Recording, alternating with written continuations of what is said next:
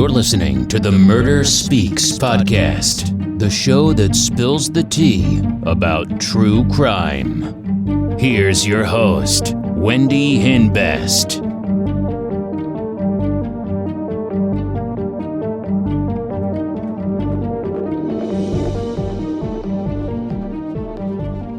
Hey, welcome back to Murder Speaks. I hope everyone's having a great week.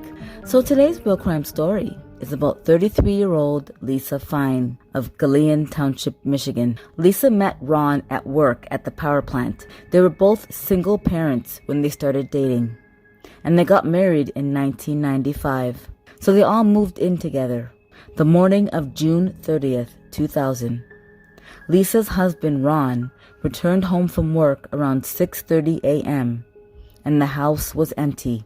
He noticed the light in the master bedroom was on, and it usually was off. And he noticed the bed was messed up, and Lisa wasn't there. The window in Jacob's room was open, and the screen was busted out. And there was money sitting on the dresser, and Ron's cabinet containing 7 guns were undisturbed. Lisa's glasses and contact lenses were there, and Ron knew that she wouldn't have left without one of them. In the basement, there was a mess of dog food, and a rug was out of place. Apparently, Lisa's ex-boyfriend, Frank Spagnola, called the residence as Ron recognized his number on the caller ID. He called at 6:17 a.m.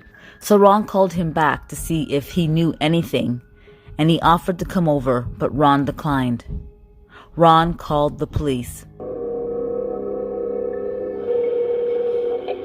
Any emergency? Yes, this is Ron Fein. I live in Galion. Okay.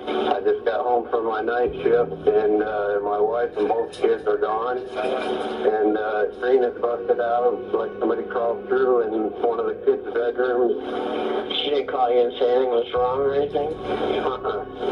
Yeah, that seems to be quite suspicious. Okay, we're going to have somebody stop out there and see you, but I don't want you to touch anything. Try to remain real calm. He tells police that he left home late afternoon on June 29th to go to work 6 p.m. to 6 a.m. at the Cook Nuclear Facility.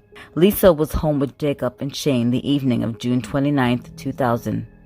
The police searched the area, and they found drag marks in the dirt in the backyard. It looked like Lisa was dragged to a vehicle. The police speak to Lisa's 12-year-old son, Jacob. He was very concerned about where his mother was. He tells police that around 3:30 a.m., loud noises woke him up, and he can hear his mother screaming in her room. The door was open, and he saw his mother wrestling with somebody dressed in black and wearing a black snowmobile helmet. He woke up his 10-year-old half-brother Shane, and he ran back to the bedroom door, but it was closed. He banged on the bedroom door, but there was no response. He heard the sound of tape being pulled off a roll. He tried to call 911. The first time he hung up quickly. The second time the cordless phone would not connect. The boys hid in the bathroom because it had a lock on the door. Then they ripped out the window screen with a pencil and fled to their grandmother's house next door. She didn't call the police because she thought Lisa and Ron were just having an argument. Jacob tells police that he recognized the guy in the snowmobile suit. Hey, don't forget to check out crystalkiss.com for my murder merch. Cool designs for all of you true crime addicts. If you live in the US and buy 3 or more items, you'll get free shipping. Use discount code MURDER15, that's MURDER15, and save 15% on your entire order. Check out my YouTube channel, Murder Speaks. The link is in the show notes. As his stepfather, Ron. Numerous friends said that Ron and Lisa had a lot of problems in their marriage. Lisa was a party girl, and Ron didn't like that. But Ron says he was at work all night. The police were able to confirm Ron was at work all night because of his ID card. The police obtained the logs of his ID card, and it was obvious that Ron was at work all night until 6 a.m. The police searched the area behind Lisa and Ron's house. They come across a patch of dirt that looks suspicious, and they find a patch of blue fabric. The next morning, the crime lab comes to look at the area, and they confirmed there was a finger. Her head was wrapped in a towel and a pillowcase and bound with duct tape. They confirmed it was Lisa Fein. She was buried behind her home. The autopsy revealed Lisa died of asphyxiation, and she had blunt force trauma to the side of her head and contusions on her face and left scalp. The duct tape, towel, and pillowcase were sent for testing. Investigators found unknown DNA under Lisa's fingernails. The police find out that Lisa was having an affair with someone by the name of Jeff Roll. He was her son's Little League coach. So the police interviewed Jeff, and he admitted to having an affair with Lisa. They were both married and decided to work things out with their spouses. He tells police the day before Lisa went missing, he stopped at a payphone around 10:30 p.m. and called Lisa. Apparently, they stayed friends. The call lasted about 15 minutes. The payphone was about 2 miles from Lisa's house. So the police speak to Jeff's wife, and she tells police that Jeff was at home all night because she and him slept in bed all night with their sick child. Jeff volunteered to give a DNA sample, and it was not a match to the DNA found under Lisa's fingernails. That ruled him out of the murder. Frank Spagnola was Lisa's ex-boyfriend and the father of her 12-year-old son, Jacob. They had a difficult relationship. Frank would hit her and did mean things to her. Lisa was afraid of him. After they split up, he would park and watch her house. Lisa wanted their son to have a relationship with Frank. The police go and talk to Frank, and he had a long scar on his face. He tells police he got that from shaving. The police ask Frank about his whereabouts the night Lisa went missing. He tells police that he went to the hospital to pick up a check for his mother, then went to the video store, then stayed home all night. The police interview his mom and dad, and they tell police that they heard him taking a shower, but didn't see him again until the morning. Frank had no alibi.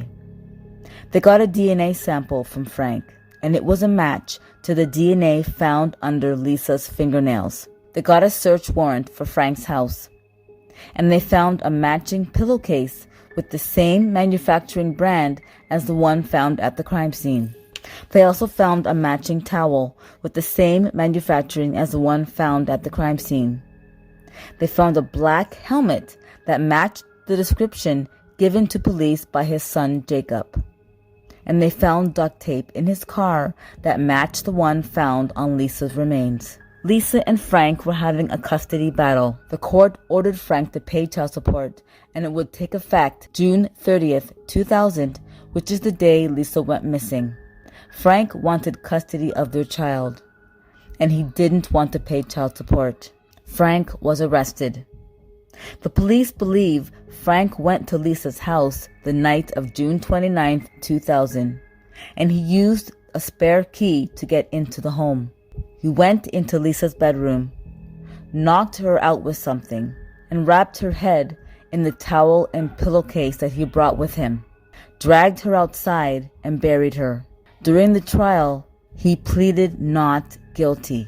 However, he was convicted of first-degree murder and sentenced to life in prison with no possibility of parole. I honestly thought the husband did it. Like, from the very beginning, I'm like, it was the husband. It was Ron. Because it's always the spouse, right? It's always the spouse. Usually it's the spouse. There's no way it could have been the husband because he was at work all night. Maybe it was the guy she was having an affair with. Maybe he was jealous. Obviously, it was Frank Spagnola. I mean, he had a big scar on his face, and he tried to explain that away that he was shaving. Boy, bye. That's the kind of scar you don't get from shaving. I mean, everything just made sense. Everything pointed towards Frank Spagnola. Also, the fact that he called the house early that morning is almost like he knew exactly when to call. Like he was trying to call to appear to be this very concerned person. I can't imagine the trauma that 12-year-old boy is going to have. I mean, he witnessed his mother being attacked and being murdered. He's going to have nightmares for the rest of his life. That is horrible. That's a horrible thing for a child to go through. Frank Spagnola is exactly where he needs to be. And for everybody who knew Lisa Fein, I'm very sorry for your loss.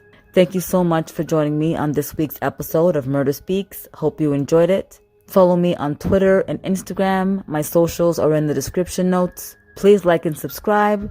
Join me again on Murder Speaks. Thanks. Bye.